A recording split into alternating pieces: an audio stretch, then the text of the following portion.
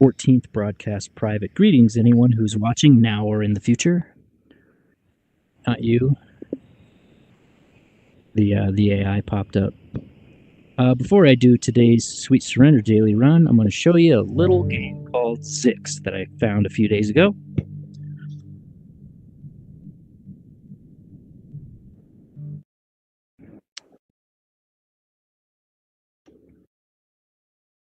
It's an interesting game, at the least. It's 20 bucks.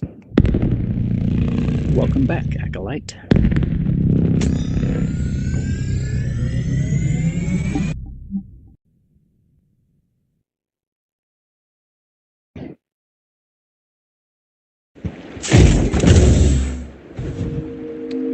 I can't remember.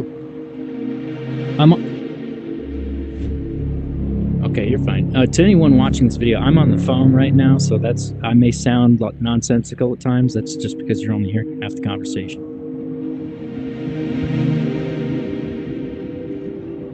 But it reminds me of another game I played some time back. I can't remember what it was called. I did not like it at all. The movement was totally screwed up in that game. You could only move at right angles. But it had a similar thing with the hands becoming guns, but much more poorly done.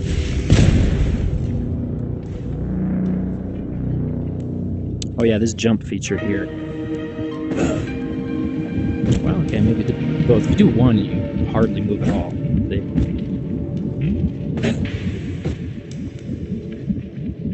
Yeah, that's what he said. He thought he was a doctor. He said he thought it had something. Like, come on, bro. How stupid do you think we are?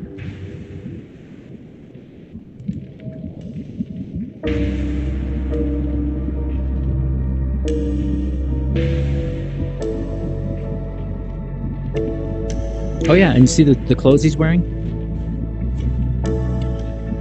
Well, my parents have a picture of Jesus hanging on the wall in our house of Jesus wearing those same clothes. And then that picture of Jesus, actually, I saw people starting to circulate it after Trump posted that, and they put as a subtitle to the picture, it's Jesus in those clothes knocking on the door. And it says, just the doctor making a house call.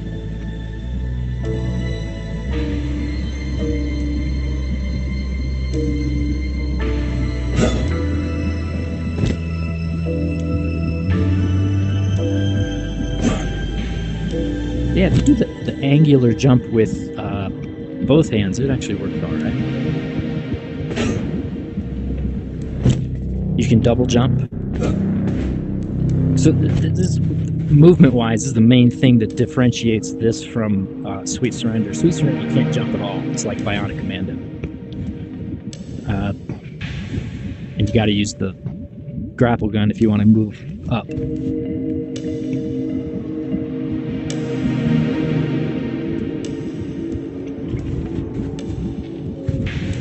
Gun. Can you see it now?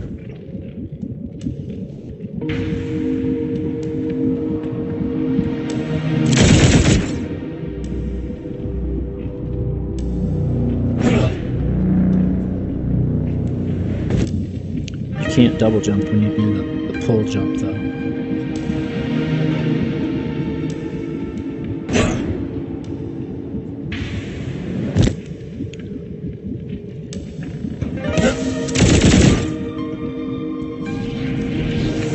My bow and arrow. I have an upgraded one. I don't have the original bow and arrow. And in the reviews, I saw quite a few people complaining about the bow and arrow not working or not being available.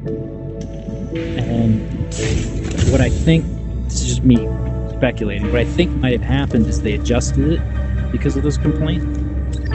And now the bow, like the most powerful weapon in the game. It's like the only one I use. But these guns here, those are useless. Swords. Wrong switch. These are the swords, and you're supposed to be able to throw. But they don't throw very well. They do here, but in the game they don't. Shields. You can do. This is I guess it's called the hub. It's like the main, like your base or something.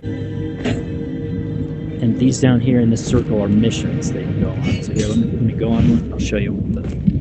And they're all like based on fungus and stuff. Which is why, like I say, it has a psychedelic. All the colors. And wait till you see one of these levels, you'll be like, oh, okay, I know what I'm expecting. But all the levels are named after like fungus stuff, or these ones aren't. But the last that I was on were fungal spores of the twisted bloom wild. So this one has mushroom people that I'll fight. And I've been trying to do it on difficulty level 2, which says it's normal. And the recommended starting point, but I keep them killed when I do that because I suck. So you hit that, and then you go over here. One of the goals in the game is to collect what's called chaos. On my right hand here, see where it says 7951? It's next to a little symbol. That's a chaos crystal. That's how much chaos I've collected. It's like an in-game currency, and also it's like gears in Sweet Surrender, but also this hourglass shape is in front of me. It's on the back of my left hand. That indicates progress in the level. So this is full right now. Watch it. And so note, there's 3 teleporter pads here. This is, like I said, you can have 3 players all go into the room at the same time.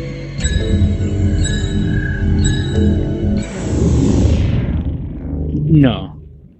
You'd have to indicate it.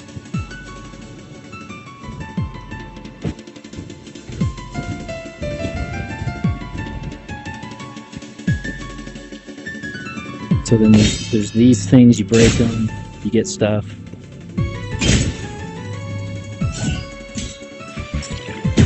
You shoot this thing up in the sky. So no bad guys are going to appear right now.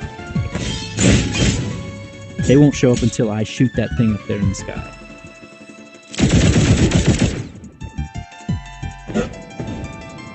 And so these things, these little cages, these are filled with enemies that are dangerous to both me and the other enemies that I'll be fighting against. So I can shoot these things open, and they'll attack my enemies, but they'll also attack me. Hold on, let me shoot the crystal. So now it says, fight the waves.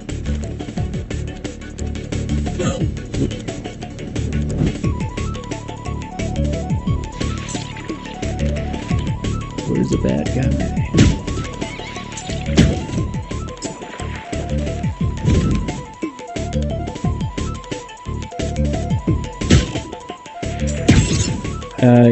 It's like Sweet Surrender, actually. It'll change based on how I'm going with the enemies.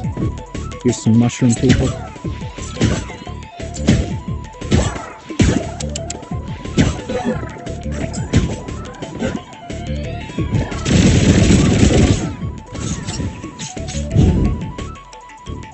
On the bottom of the screen is these little 5 fire indicators. That's my power. That's what powers my guns and stuff.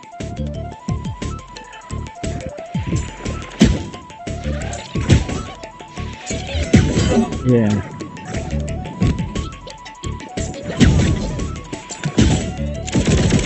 No, I was collecting a health crystal at that point. So then the bad guy dropped these, which are chaos crystals.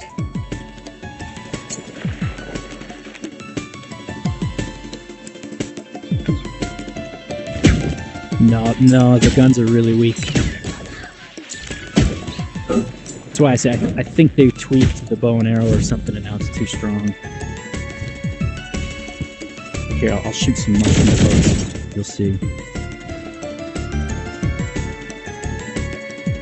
It's like a I don't know, briar patch or something that's fired by one of the enemies. I'm gonna get killed because I'm not doing well. This bad guy's way out of this. Oh, I guess I got killed. Yeah, mission failed. Fungal spores of the twisted bloom wild. Anyway, that gives you an idea of the game. It's kind of interesting. Not very far. I've only played like maybe 5 rooms. This is like the 3rd time that I've even started it.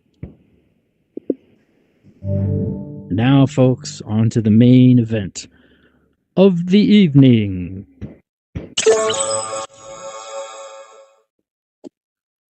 Yeah, I think so. I should have showed you the board. There's a board in that hub where they wrote on it that we're still working on this thing. Go easy on us. So I am number 11 on the leaderboard, 3rd for yesterday's run, except for this guy here, 1405. This is cheating. I did denies.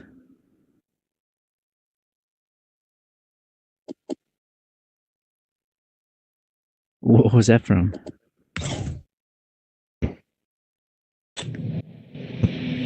Oh, yeah.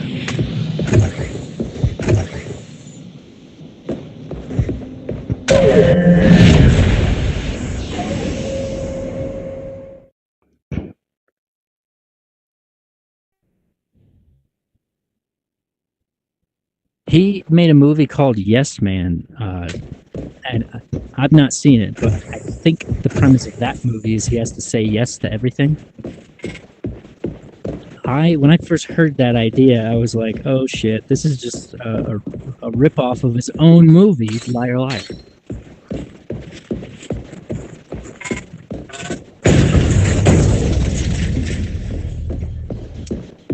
I've never seen it all. I haven't seen most of his movies. Well, maybe I have. I've seen Ace Ventura. I've seen The Mask. I hate The Mask. Truman Show, Cable Guy, The Bad Batch, which I don't think you would enjoy at all.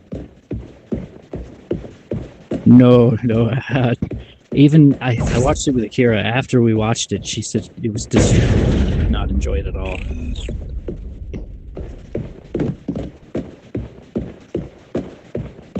Yeah. Hold on, I'm getting distracted here. I'm not looking for gears. Anyway, I'll skip the next room.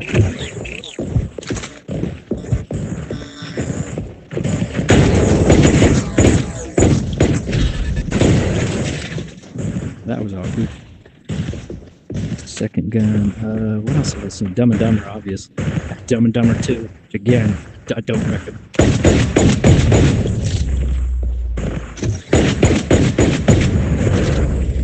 It was so badly done.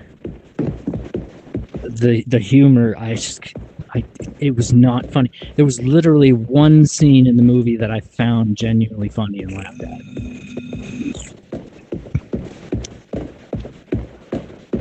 I'm trying to remember exactly how that scene went. They're traveling in a car again with a third guy who wants to kill them again, and I think what happens, they do a prank on him where they set off a firecracker inside the car, and when it blows up, none of them can hear anything. Their ears are all ringing, and they're completely deaf. And so they stop the car and get out, and Harry and Lloyd are holding their hands like over their ears and trying to shout at each other. And it turns out the car got parked on a railroad track, and because they're deaf, they can't hear a train that's coming. And they're not looking in the right direction. The train comes and smashes the car, and the car completely disappears. They didn't see it. And then when they eventually turn around to where the car should be, it's completely gone. And they have no idea what happened to it. That's the only scene that I laughed at.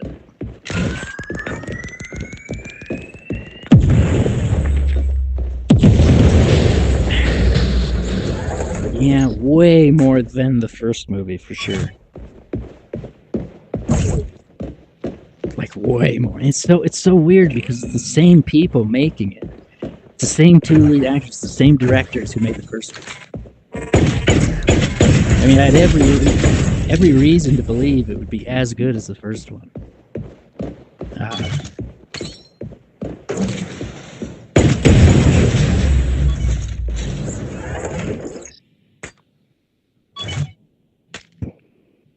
Well, I wonder how Jim Carrey felt about it. And it turned out that the movie was basically part of a huge financial crime.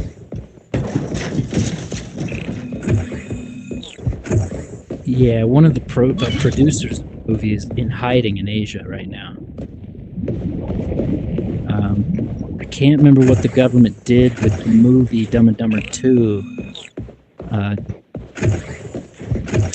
Hey, Meta. What's the name of the producer of the second Dumb and Dumber movie who's hiding in Asia? The producer of the second Dumb and Dumber movie, who might be associated with controversy and has connections to Asia, is Riza Aziz, a Malaysian producer who was involved in producing Dumb and Dumber 2, although it's worth noting that hiding in Asia isn't directly confirmed. Oh, well, he is. Well, see, the thing about hiding is it can never be directly confirmed because they're hiding. And you can't find them. So how can you know they're there? The US government believes he's hiding in Asia, I'll put it that way. Hey Meta, does the US government believe that he is hiding in Asia? There is no indication that the U.S. government believes Riza Aziz is hiding in Asia. In fact, he was charged and settled a case in Malaysia, agreeing to return $107.3 million in overseas assets. I saw a video about all the crap he did. He did this with many movies, not just Dumb and Dumber 2.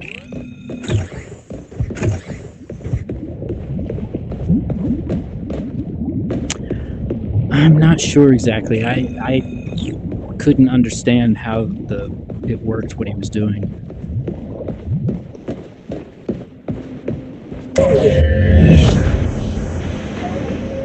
Adam Sandler? Yeah, I'm not sure how his scheme works. His might not be illegal. But it's definitely suspicious looking.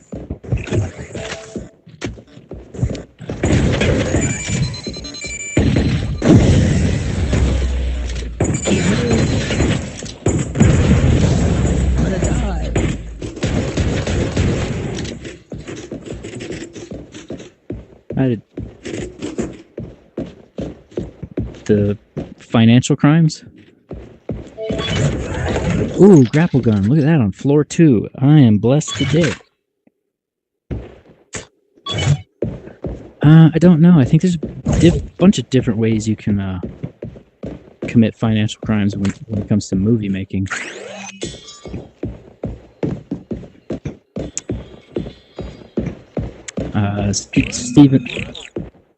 Steven Seagal was involved in some stuff like that in his first few movies. Remember I told you about it? He had a bulletproof trench coat made for him. He was in league with a mafia crime family.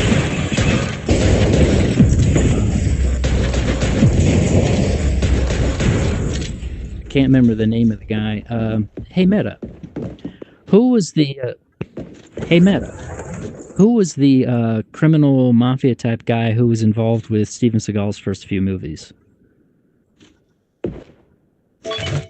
The mafia-type guy involved with Steven Seagal's early movies is Jules Nasso, a film producer who had ties to the Gambino crime family and attempted to extort Seagal after their professional relationship ended. That's the guy. Joe Nasso, I think you said. Yeah, it turned into a big criminal deal. Like I said, Seagal testified against them, and he reportedly cried, like, sobbing like a baby on the stand.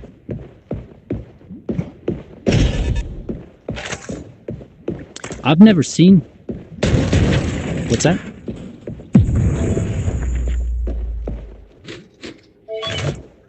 I still can't hear you. What was that?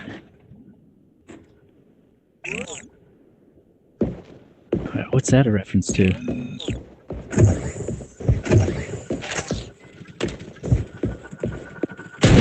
Oh, yeah. It's been so long since I heard that. I find it difficult to imagine Steven Seagal crying or being upset at all. I've never seen him display 1 ounce of sadness, like ever. I'm not sure he's capable of it.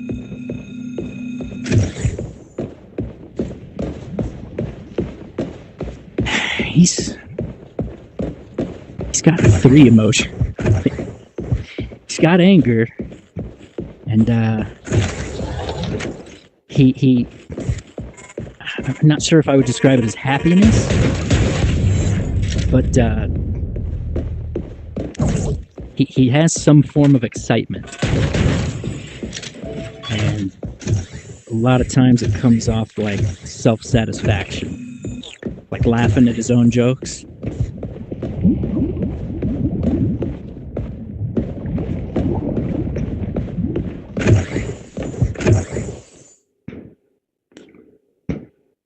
His jokes suck, though.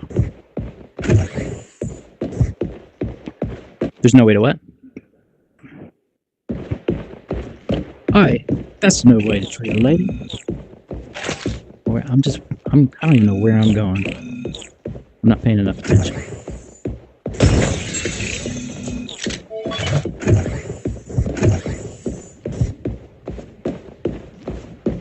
He does the self-satisfaction thing the whole time during a Mountain Dew commercial. Mountain Dew.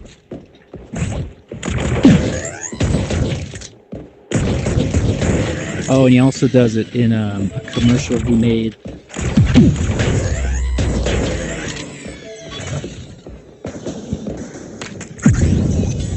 For his energy drink, Steven Seagal's Lightning Bolt.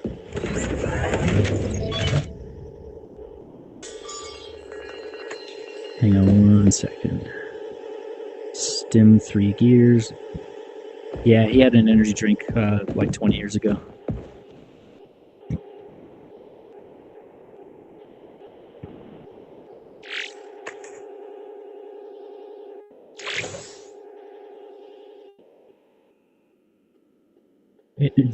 In the commercial, he's sitting next to a swimming pool on one of those,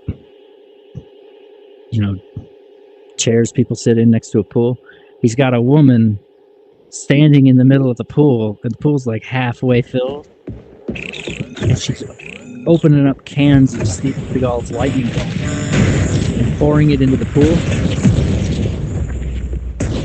And so the idea is the entire pool is the energy drink. And so the woman starts complaining to him about having to dump out so many cans. And he just like encourages her, and he's like, "Oh, you know how much I want to swim in Steven Seagal's Lightning Bolt."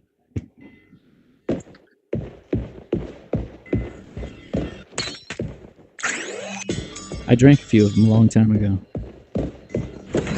At the same time, actually, that Hulk Hogan had an energy drink.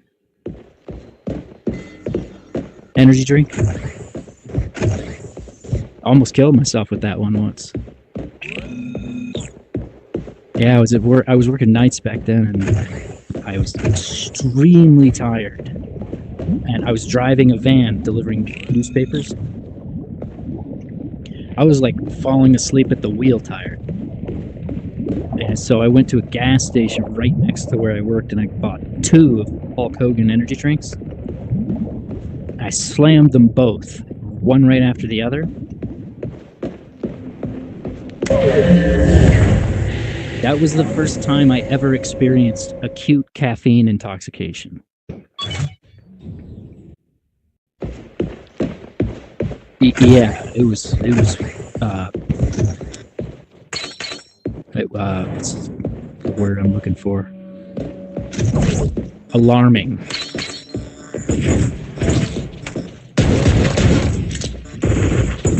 What's that? Yeah, the heart was the main thing. like strong heart palpitation,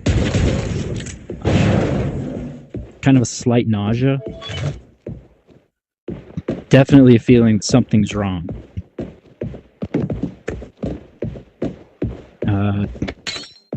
I only ever had it one other time where I did a similar thing at the Love's truck stop that I worked at. And I drank. Monster used to have a little energy drink that was in like a 6-ounce glass bottle with a beer kind of bottle cap. And it was kind of like a halfway thing between a full-size energy drink and one of them little energy shooters, like a 5-hour energy. By the way, tons of people die every year from drinking 5-hour energy. Yeah, it's people consume them and die from caffeine intoxication. Yeah, hey Meta, how many people? Why does it do that? Hey Meta, how many people die? Hey Meta, how many people die each year from drinking 5-hour energy? The exact number of deaths directly attributed to 5-hour energy is unclear, but there have been reports of 13 deaths over a 4-year period between 2009 and 2012, or 2008 and 2012, that are linked to the product, according to FDA adverse event reports. I thought it was way higher than that.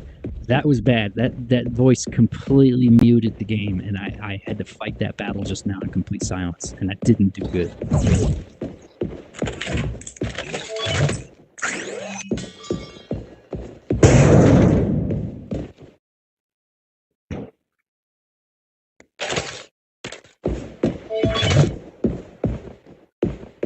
What's that? What do you mean?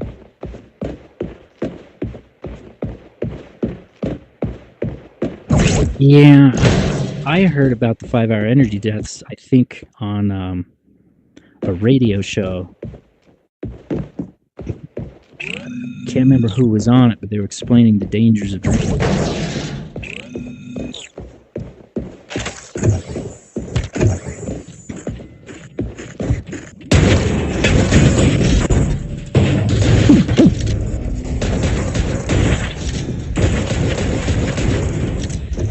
They're made to eat. It's impossible. What about the radio signals? They use radio signals to talk, but the signals don't come. The signals come from the machine. Well, who made the machines? That's who we need to contact. Meat made the machines. It's ridiculous. Meat can't make machines. Completely forgot I have the grapple gun. Oh shit, you know what I did?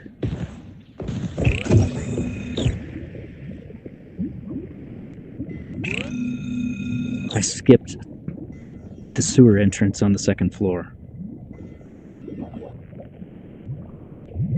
You know what? I'm not even going to go into the sewers today, and I'll show you what it says on the leaderboard when you don't go into the sewer. It'll say all up. Anyway, I gotta kill this guy real quick.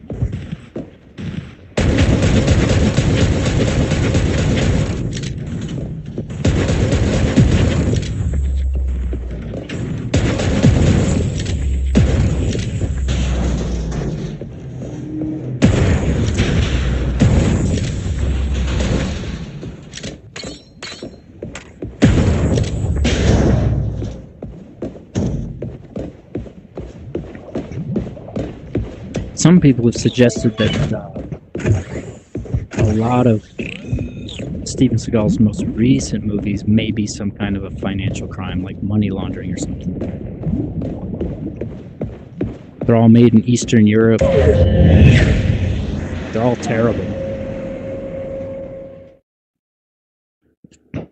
People will watch it and see how awful it is, and then they'll say, how in the hell did a movie like this get made? Why would they make this?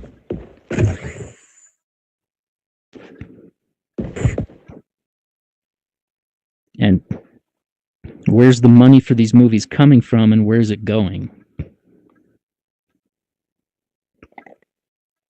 A good question for another time. Hang on, I'm gonna go get something to drink. You know what? I would have rather.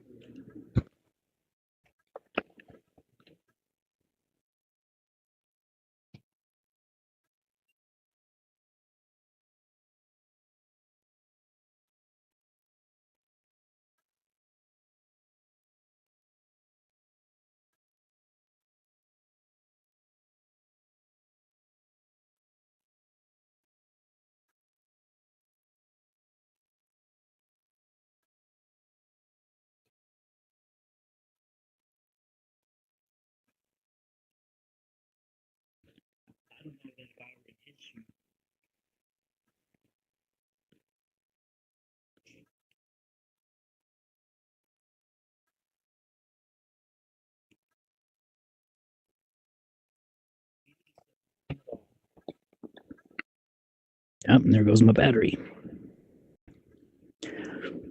If you, Han,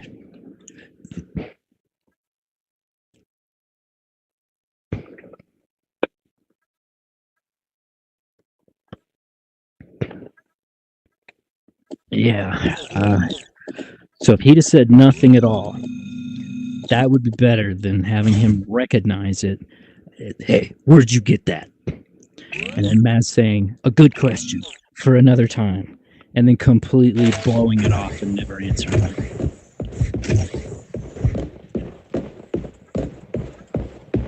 Nah, it's one of the big problems inherent to the way they were making those sequel movies.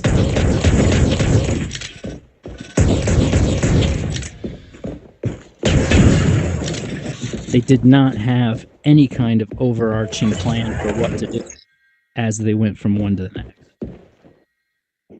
None. They gave total control to each director on their own. Or not total control, but most control. At least they did to Rian Johnson, who made Last Jedi. I don't like him. Yeah, that's him. I'm going to subvert their expectations.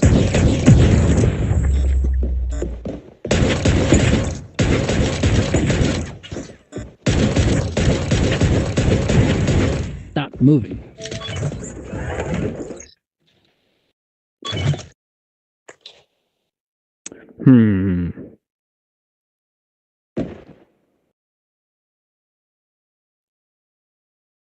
Yeah, I'm considering the chips I have. I want this one I'm holding, Vigorous Vitality.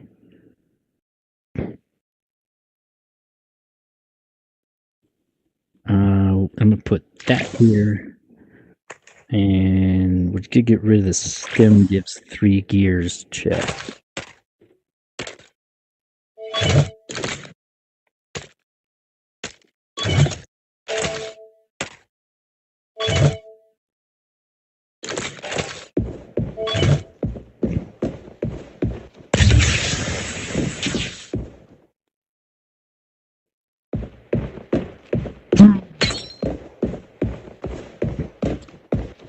Vince McMahon actually has the same attitude as Rian Johnson.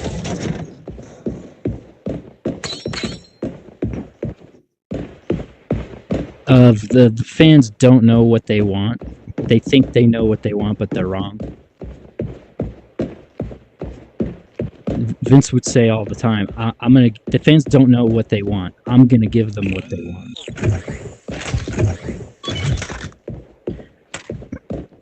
Yeah.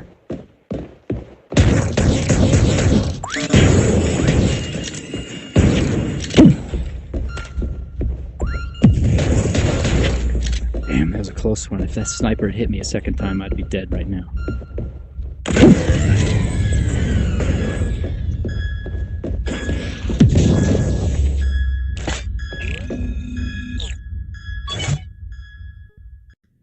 Uh-oh. The grapple gun's gone. Did I drop it? Oh, no, here it is. It's moved to my right hip when I drop my Uzi. Okay.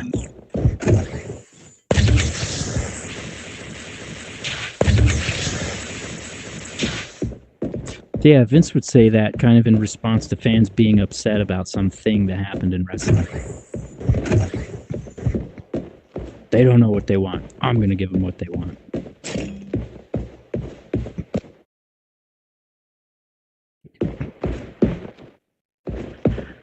Not very good, I don't think.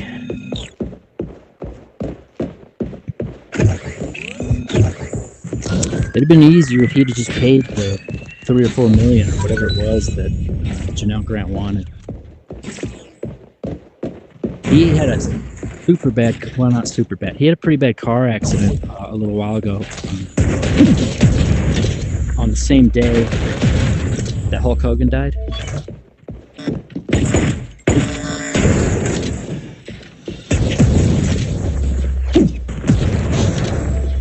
And just a little while ago, quite recently, I can't remember exactly, it was like 2-3 weeks ago, police body cam footage of him and that accident came out. So you can see what happened to him. And they have dash cam footage also from the police car. There was a police car behind him chasing him. He was going like, I want this chip. Over 100 miles an hour. And then he crashes into a car in front of him. Worse for him, I think, than the car that he hit.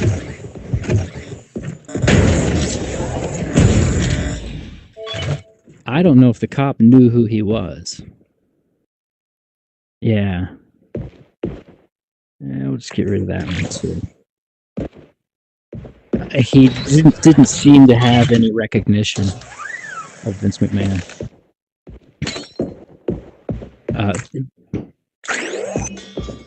What's that? No, he never did that at all. He never acted like he had some expectation that the cop would know who he is.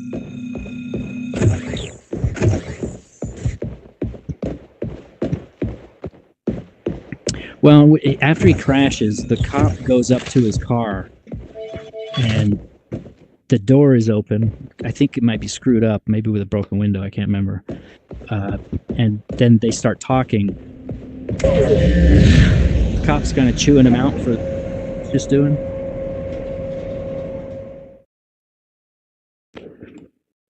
Vince says that he did. He said he did not know that the cop was behind him, and he said he was not trying to run away from him. And the cop believes him. So I believe you that that's the case. The cop was struggling to keep up with him on the road.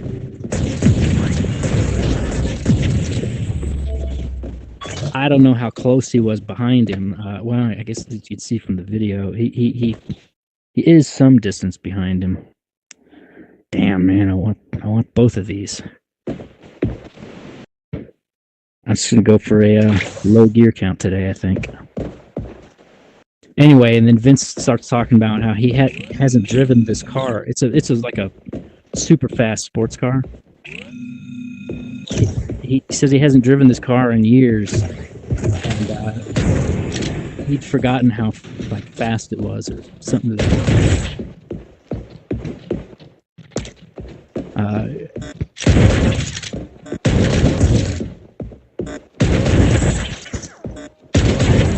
I didn't see the whole encounter. I don't know if the whole encounter came out. I just saw the beginning.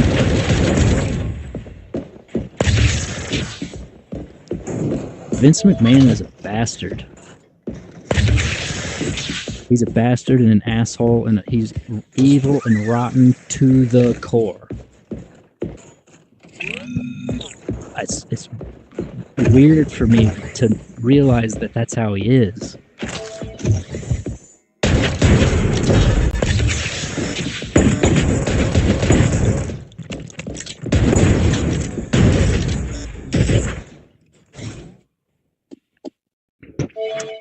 No. Hang on, I just got my low battery warning.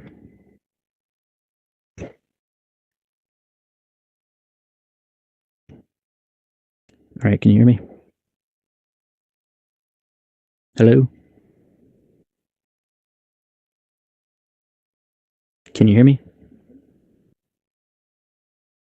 Hang on a second.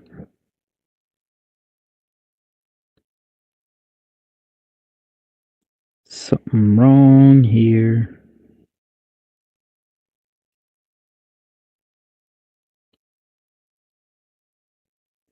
I think the other earbud's completely dead.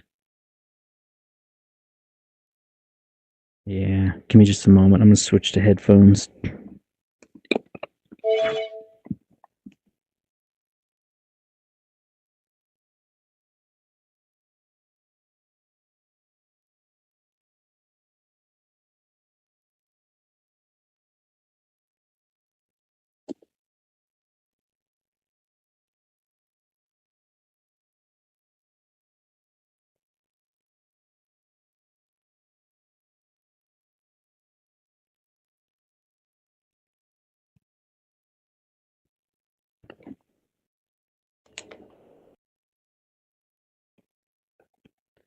Oh, okay. Anyway, yeah. So now what I was meaning to say was, for years I thought the opposite of him. I thought he was a very good guy.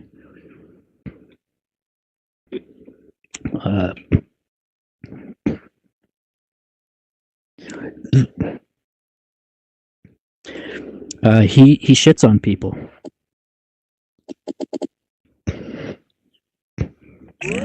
Yeah, I mean, good lord, you should read his text messages that he sent to this woman, Janelle Grant.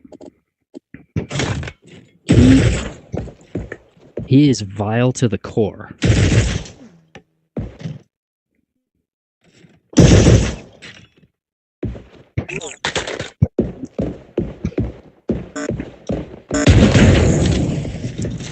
Yeah, it's shocking actually when you read them.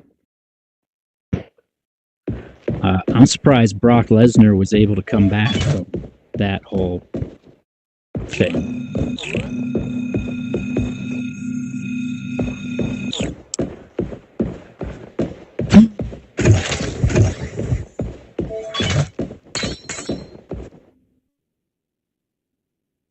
Yeah, yeah. So he was like negotiating with Vince to come back to WWE. And as part of the negotiation, Vince was offering him this woman, Janelle Grant, almost as some sort of a sex slave. And I don't even know where I'm going.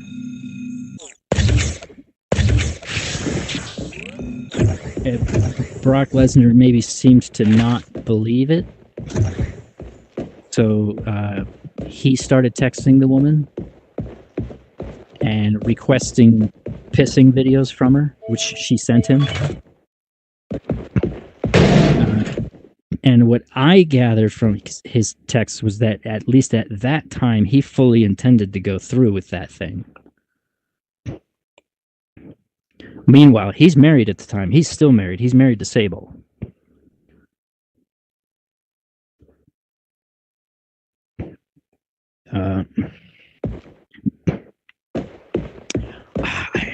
I don't know. Nobody knows. Brock Lesnar was removed from the WWE as soon as that stuff came out, and then he was gone for a long time.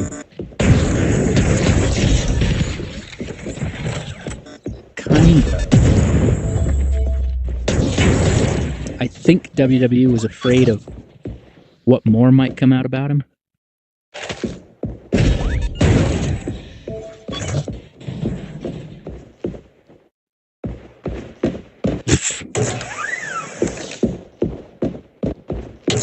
I just realized, reading his text, that he is just as evil as Vince. He had no problems with what Vince was offering him.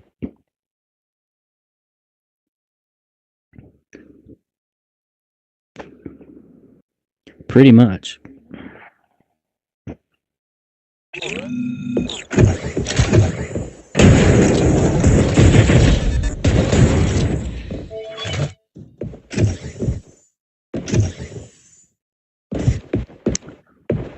it's not so bad if it's, you know, if you have a like a fetish for that kind of thing, and you know you do it in your private life and stuff. I don't like if he was doing that with Sable, you know, different strokes for different folks. It wouldn't bother me at all.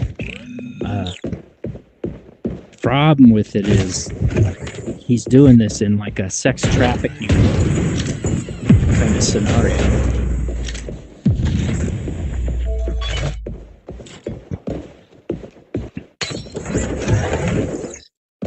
That whole, I don't remember what it was called, the legal document. It's like 30 pages long. I read the entire thing in one night. What's that? Both. It's the same document that covers them both. It just basically tells the whole story from Janelle Brand's perspective.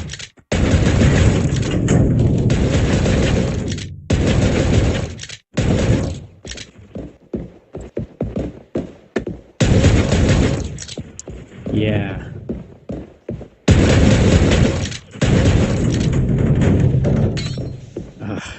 Especially with shit. But she was like financially dependent on Vince.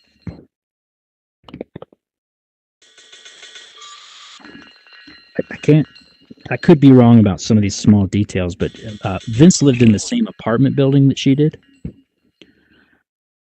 She lived in a normal apartment. He lived up on the top floor in like, I don't know what you would call that, the penthouse, something like that. Yeah, and I think she was complaining to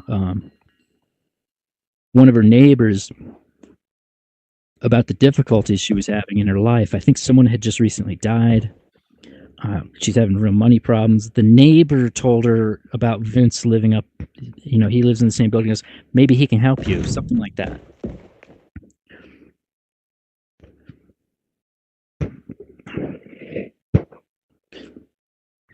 Well, she had no idea who he was before she met him. She didn't know anything about wrestling, none of that stuff.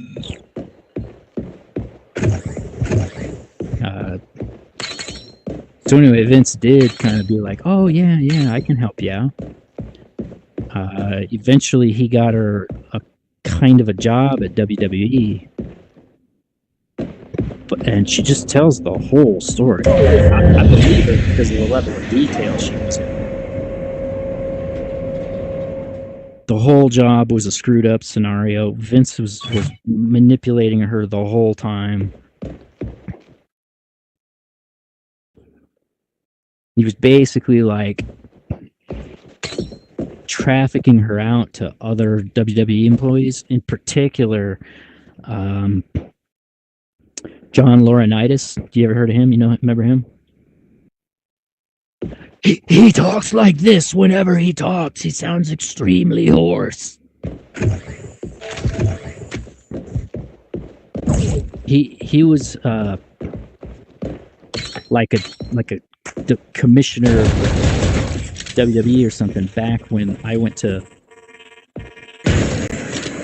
Vengeance in 2011.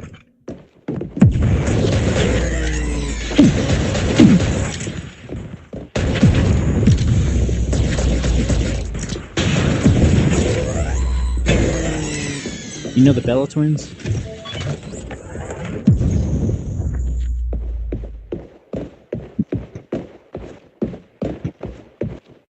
I can't remember the other one's name. There's Nikki Bella, and then there's another one, her twin sister. Her twin sister was married, might still be married to Daniel Bryan. And Nikki Bella was long-term girlfriend of John Cena's, but he would not marry her. He just flatly refused. She was like really trying to get him to marry her, but he would not go for it. Anyway, those Bella twins.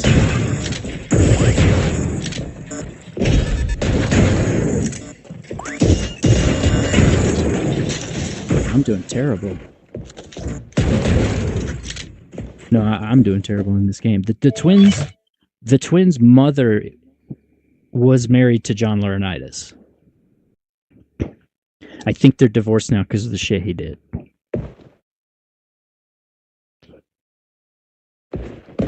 When the accusations first came out, John Laurinaitis basically admitted that they were all true. But then he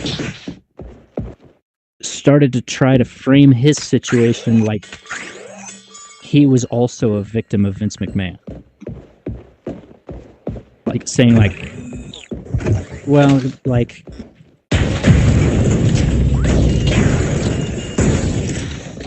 he's kind of acting like, I didn't want to do any of this stuff, but I had to. Vince was forcing me to. I don't believe that's the case at all.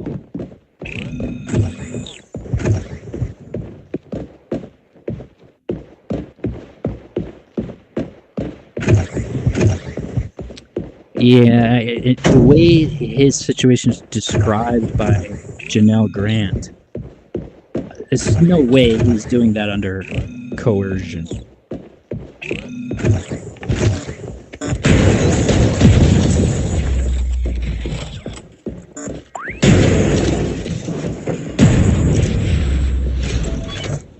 Oh gosh, it's been so long since I read it. Just yeah, I mean, even more than just going along with it, he was like enthusiastic about it.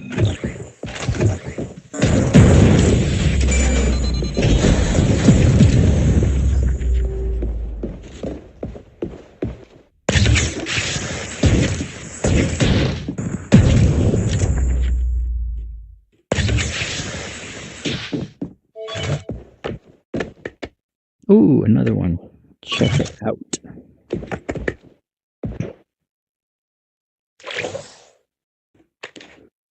So we'll keep our damage chips and speed chips. Clear the room first. Who else is in here? There he is. Little spider.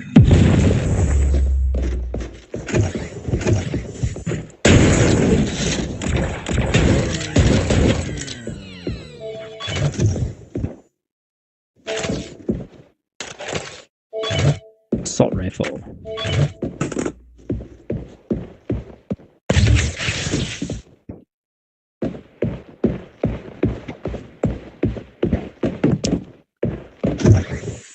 Oh boy, oh boy. Sometimes I keep thinking of the line from Black 3 where Kay says, "You know how I stay so happy?" And Jay's like, he goes, "You happy?" And he says, "I don't ask questions I don't want to know the answer to."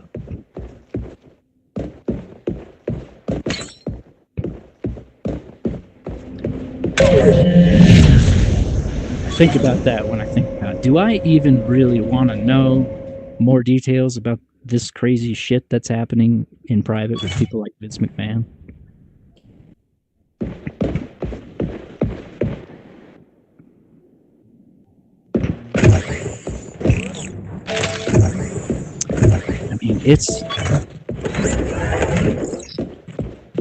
I mean, I really respected Vince.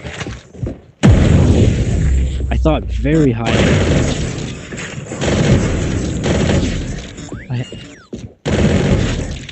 I had no idea what kind of person he really was. None.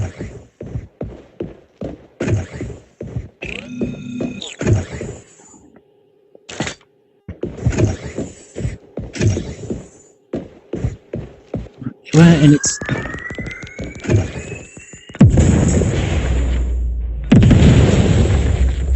I used to respect Donald Trump also. Man, I'm turning down a lot of these gear chips. I don't know if that's a good idea. 250.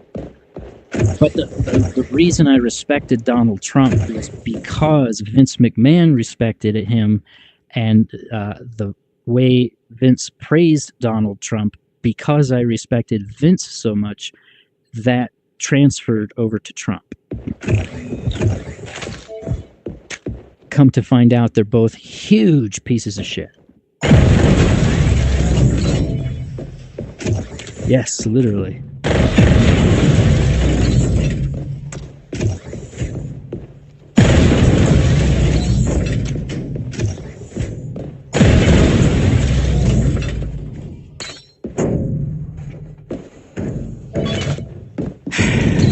Yeah, it's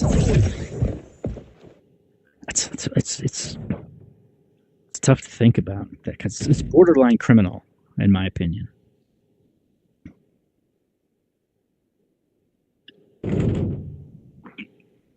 Well, yeah.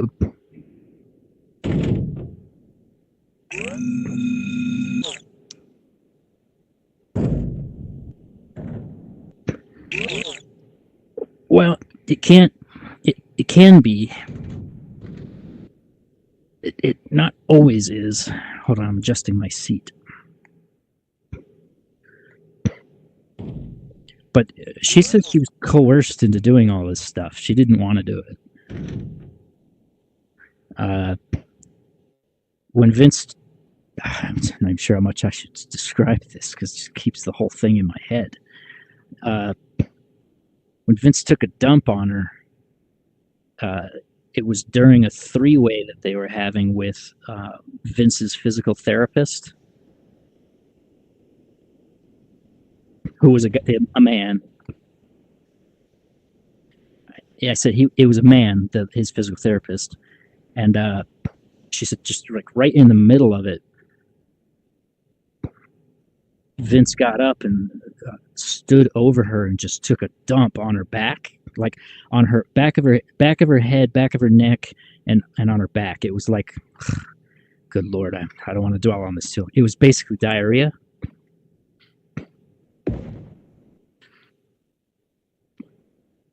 And it was running down like her back and her neck, and it was all in her hair and stuff. And then right after he did that, Vince jumped up and ran into the bathroom and took a shower. And while he was taking a shower, the sex continued with his physical therapist with the shit still on her. This is all crazy.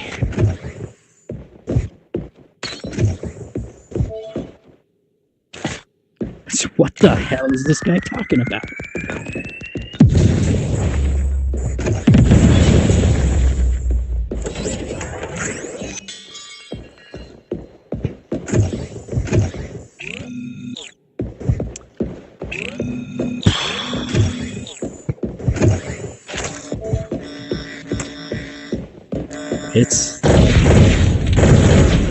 I think it should be considered like an aggravating factor.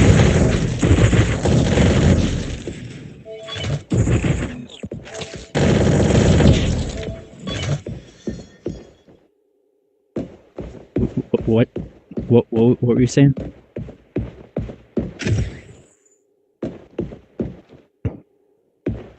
She needed it. I don't remember what her difficulties were exactly, but they're pretty tough circumstances to be in, and Vince was giving her a lot of money while this was going on.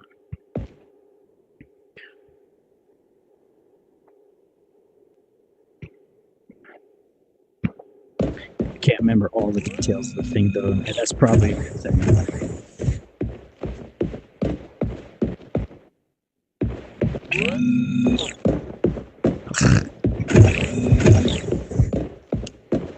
What's that? Nothing, actually.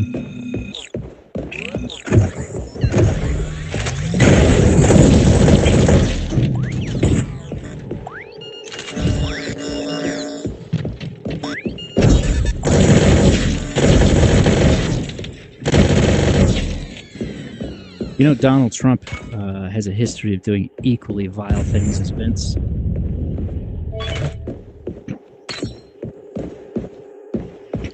I absolutely believe the accusations made against Donald Trump in the Epstein files. That stuff doesn't just come from nowhere.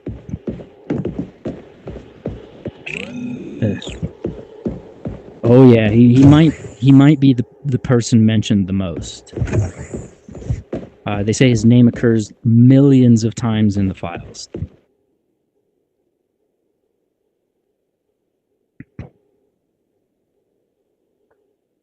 You there? Oh, looks like we had a disconnect. Let's see if it's... There we go. You there?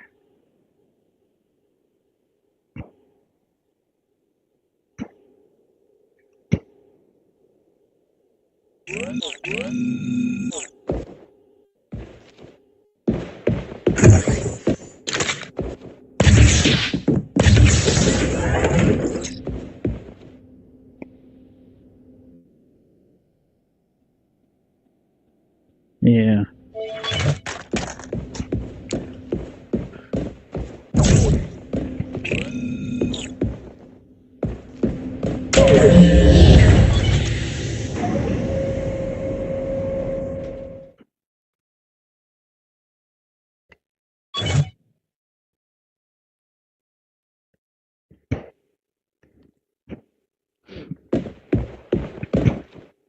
You know, as a matter of fact, it would not shock me if it were revealed that Donald Trump was participating in some of Vince McMahon's bullshit. Well, just super vile sexual behavior. Hang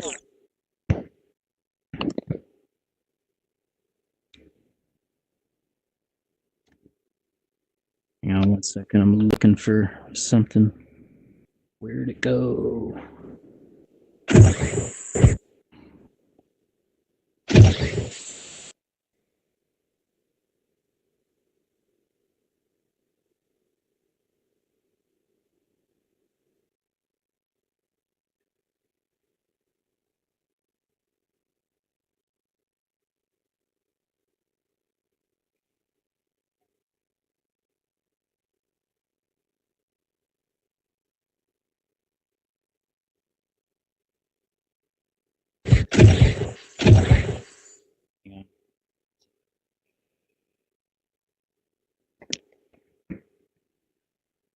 What was that? Say again? Well, he was a pretty big deal for a wrestler. I saw him in person when he was inducted into the WWE Hall of Fame.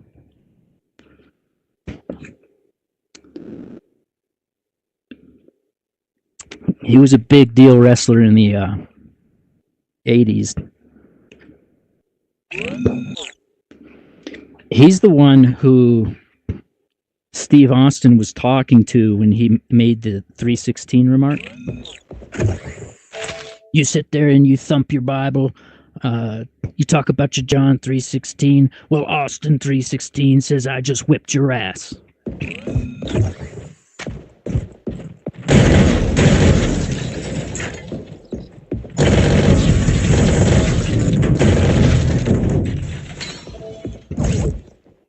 Damn, it's loud all of a sudden.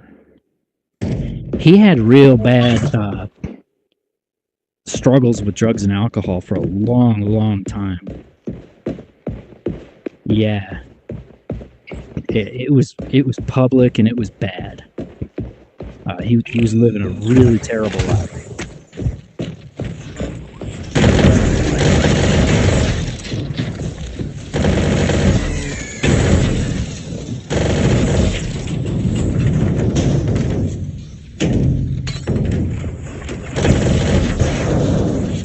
You know Diamond Dallas Page?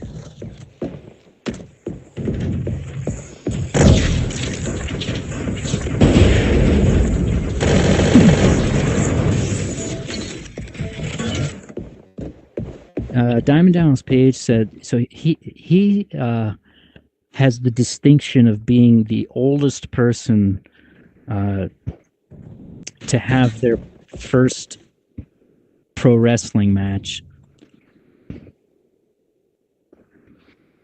and then go on to have the career that he did. He wrestled his first match when he was 35.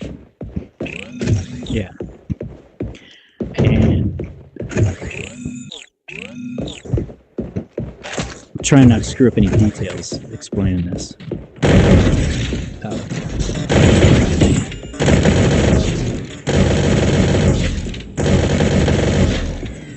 Wrestling took a pretty hard toll on his body. Yeah, it does for everybody. It hits some people harder than others. I think he was worse for wear because he started so old. Anyway, he came up with this thing which he calls DDP yoga. You ever heard of that? Yeah, DDP yoga. And it's like a rehabilitative kind of yoga. It's just like exercises.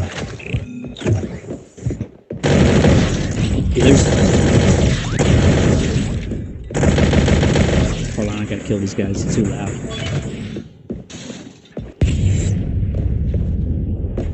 There's some pretty amazing videos of what he's been able to accomplish with his yoga. He's taken people, for example, who cannot walk and who are confined to a wheelchair, and then rehabilitating them to the point where they can run. Yeah, there's one video in particular that's just insane to watch. But ooh, do I want this chip? Do I want it? Do I want it? Do I want it? 385. No, not in any depth, but it's just a whole bunch of simple exercises and stuff. So he said that when he became a wrestler in his 30s, nobody believed in him or thought that he would be successful.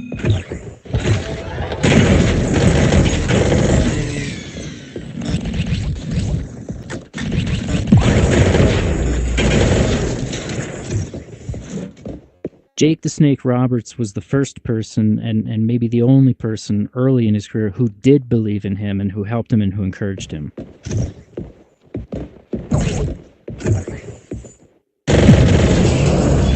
Because of that, DDP felt a strong obligation to try to help Jake Roberts out when he was destroying himself with drugs and alcohol, which he'd been doing for a long, long time. We're talking 20, 30 years.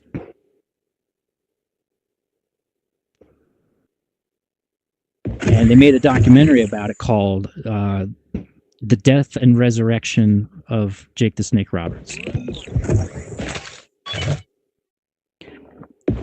Yeah, it's a fascinating documentary to watch.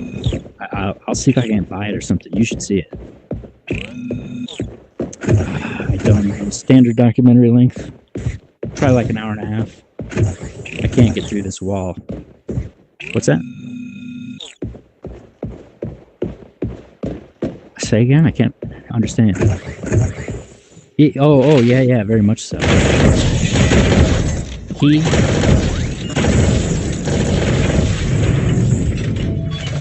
He did it. He saved Jake the Snake, and Jake is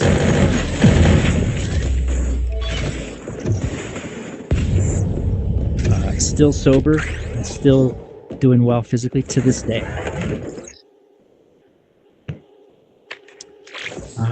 Hey Meta, how old is Jake the Snake Roberts? Jake the Snake Roberts is currently 70 years old, born on May 30th, 1955. So he was probably in his early 60s when they made that documentary. Oh yeah, very much so. It's all in the documentary. He was very, very difficult. Oh, I need this grenade. But it's a very inspiring documentary to see. And when Jake started to do really, really good, DDP wanted to help other wrestlers. So the first one they went to was Scott Hall, and then he appears in the documentary, and he also is rehabilitated by DDP.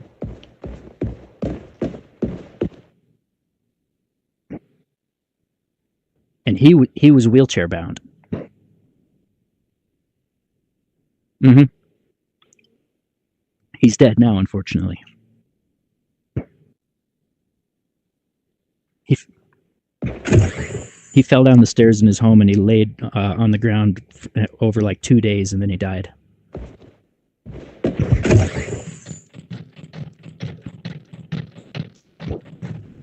Hey, Meta, how did Scott Hall, the professional wrestler, die? Scott Hall, the professional wrestler, died on March 14th, 2022, at the age of 63 due to complications from hip replacement surgery, which led to 3 heart attacks and ultimately being taken off life support. Perhaps I'm wrong. Hey, Meta. Hey, Meta. Did he not fall down the stairs or something? Scott Hall, the professional wrestler, died on March 14th, 2022, at the age of 63 due to complications from hip replacement surgery, which led to a blood clot being dislodged, resulting in 3 heart attacks after he had fallen and broken his hip. Hey, Meta. Is falling down the stairs how he broke that hip? Scott Hall, the professional wrestler, died on March 14th, Good Lord. 2022, at the age of 63 due to complications from a broken hip, which he suffered after slipping on ice in his kitchen while making Kool-Aid, not from falling down the stairs. Okay, do you have to repeat all of that shit every time? So I think maybe I'm conflating him with someone. But he did die. I got that part right.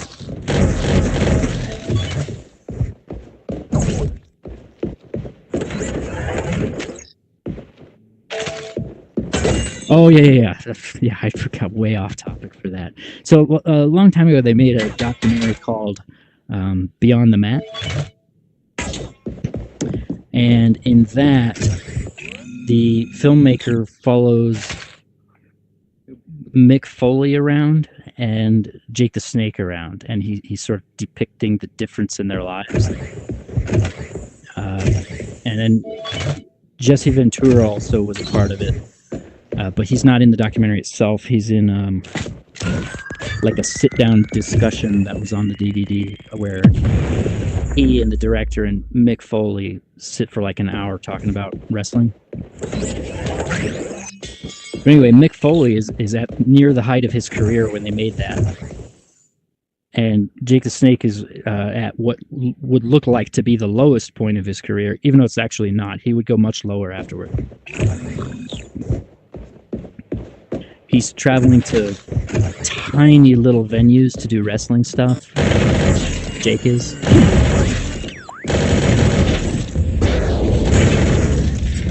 He's struggling to get any kind of work at all. He's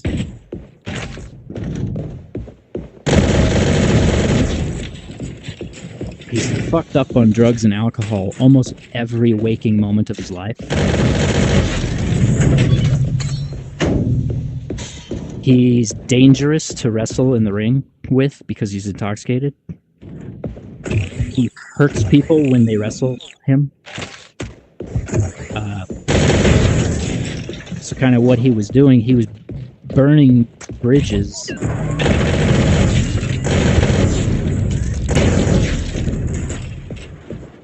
Going from like one small promotion to the other. Turns out there's a lot of these bridges you can burn. There's like the promoters would get pissed with him. He'd show up super late if he even showed up at all. Like I said, he would hurt people. He would give incoherent, rambling performances in the ring. It was a train wreck.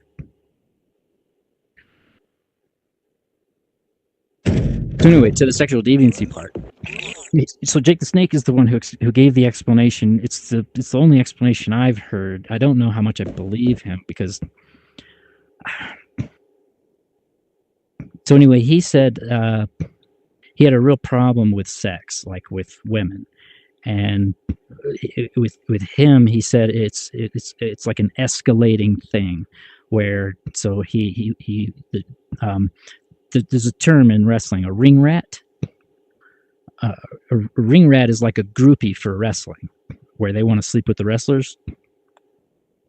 So it could be rather common for a wrestler who has ring rats. They'll sleep with these women, and that's what he was doing. And he described that he couldn't. You might even be able to find this on the internet. Him talking about this. He had to keep escalating things in order to get off. And so he said, so it starts off normal, like you're just having sex with a girl. This stops becoming fulfilling at a certain point, and the only way to continue to get the same kind of satisfaction is you have to escalate it. So he said, so that turned into 2 women, that turned into 3 women, it turned into more extreme things that he was doing. He said it grows worse over time.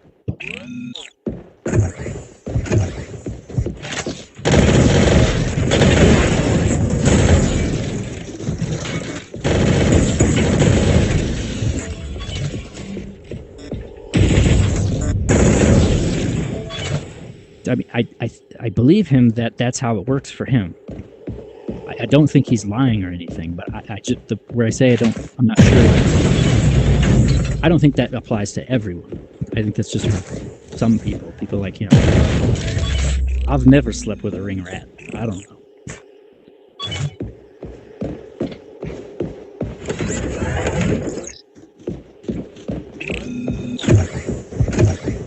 Donald Trump used to do rather weird things that are recounted by several people who are involved with this stuff. One of Trump's big things is he likes to have sex with other guys' wives. So like when he's running the Trump organization, he meets somebody who works for him, for example. He meets their wife at like a function, and he fancies her. He will then perform a scheme in order to sleep with her. One of the ways he would do that.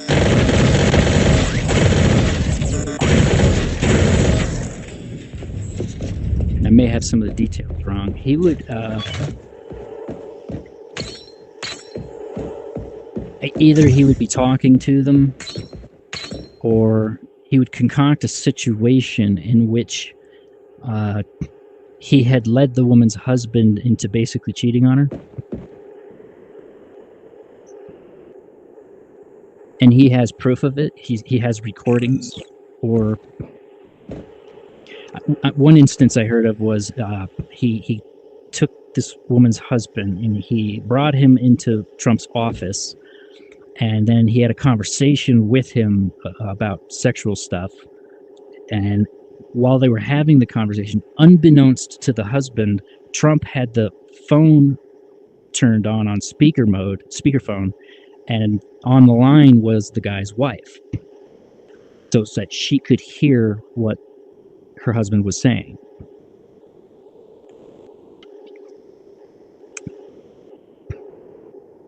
This was to create the situation in which the wife would sleep with Trump. I'm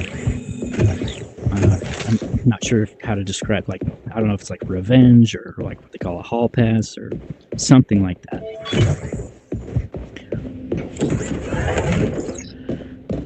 Yeah. It's terrible stuff.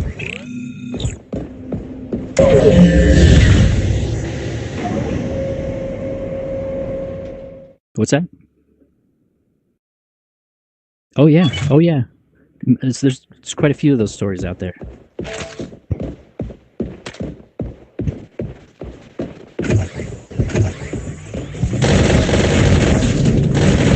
Meta AI probably won't break it down for me. Hey Meta, what has been reported regarding the sexual proclivities of Donald Trump regarding sleeping with the wives of other men? There have been several reports and allegations regarding Donald Trump's personal life, including claims that he has had affairs with married women. Two notable instances include Karen McDougal's allegations. In 2016, the Wall Street Journal reported that Trump had an affair with Playboy model Karen McDougal, who was paid $150,000 by the National Enquirer to keep quiet about the alleged affair. Stormy Daniels' allegations?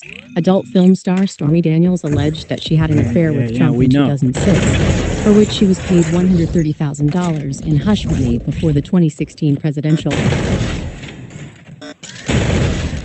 Wonder why I cut off just that. Those aren't the cases I'm talking about. Those are real cases and stuff, but there is a huge list of accusations against Trump. I mean, it's big. It's so big. There's no way I can ever hope to read through the whole thing. I don't got the time to devote to that. In a way, I mean, he wasn't. Well, I guess he wasn't. That's how his 34 felonies came about.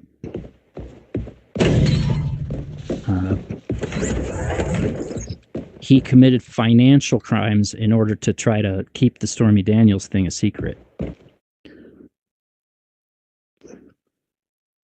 Moving money around and stuff. So that was the whole point of his criminal trial.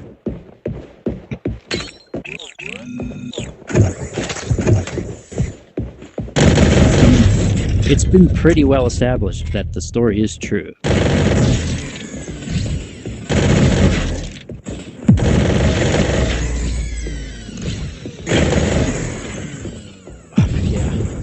Fox Entertainment.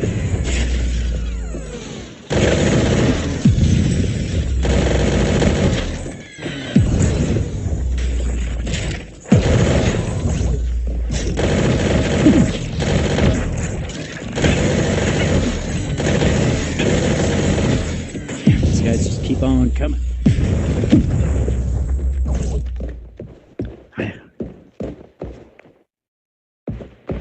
Doing fine. Jimmy, I don't know all that much about. My brother Josh is about to have a kid with his wife. Yeah, it's a boy. They're gonna name him Owen. Yep, no.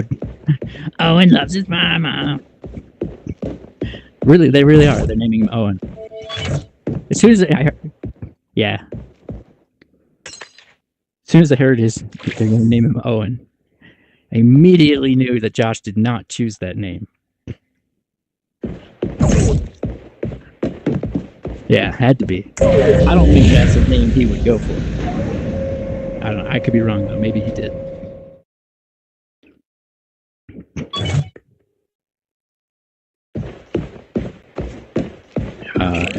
Nope. This is the last level before the boss.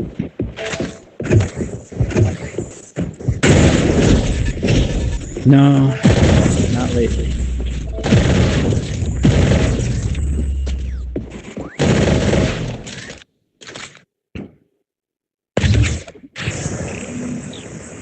Yeah.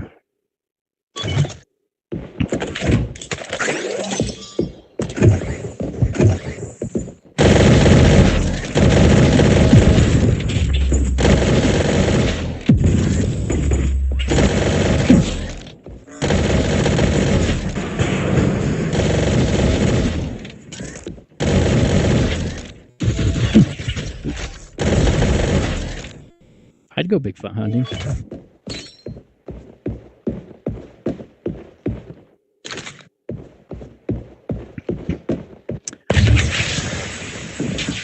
I thought about it once, like if I could start a GoFundMe, let's build a mission to hunt down a Sasquatch. Give me night vision goggles, give me a bunch of guns, drop me into the middle of the wilderness where Sasquatches are rumored to exist. Leave me in there for 30 days and I'll come out with a dead Sasquatch.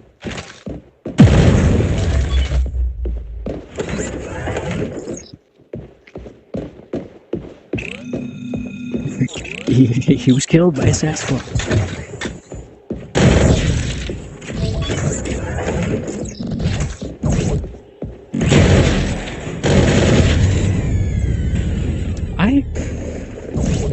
I don't like the term Bigfoot. Bigfoot is actually a reference to a specific Sasquatch hoax. People use the term generally now to refer to Sasquatches themselves. Sasquatch is the creature.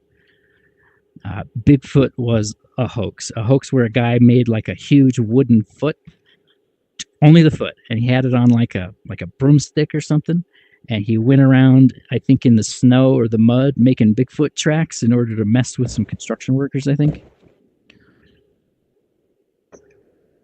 So then they find the footprints and they're like, oh my gosh, it's a Sasquatch. And then it was exposed, and that thing he built, that's Bigfoot.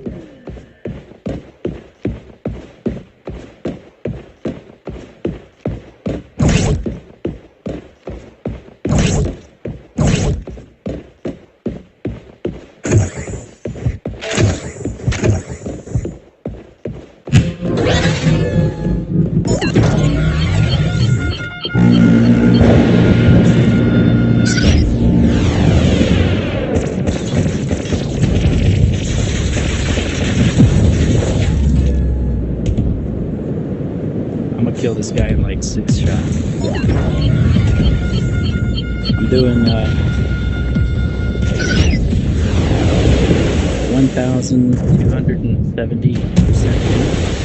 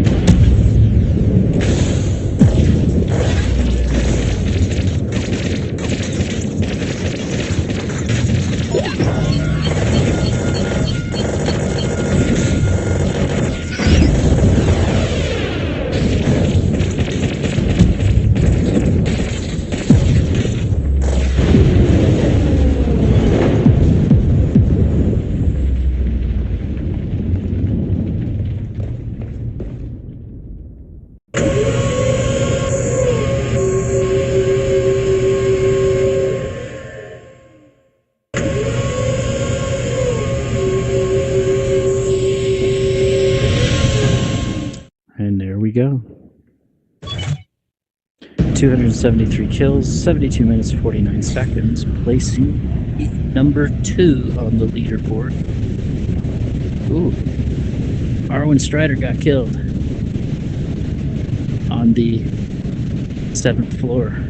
He only had 507. Arwen Strider, he's a player that appears next to me in a lot of these leaderboards. Like over here on Rebel, there he is, 27 and I'm 28. He's not on that one. Here he is on Medic. He's 18, I'm 20. He's on the Sniper one. He's 13, I'm 17. And I don't see him on the others, but on the daily one. He's just next to me frequently on these boards.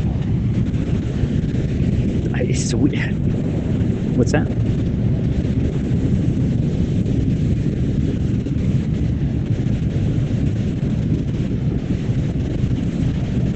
I'm gonna. Yeah, I heard my phone ding. I'm gonna end this broadcast real quick and I'm gonna start a new one. That concludes tonight's broadcast, everybody. Thank you for joining, and have a good evening.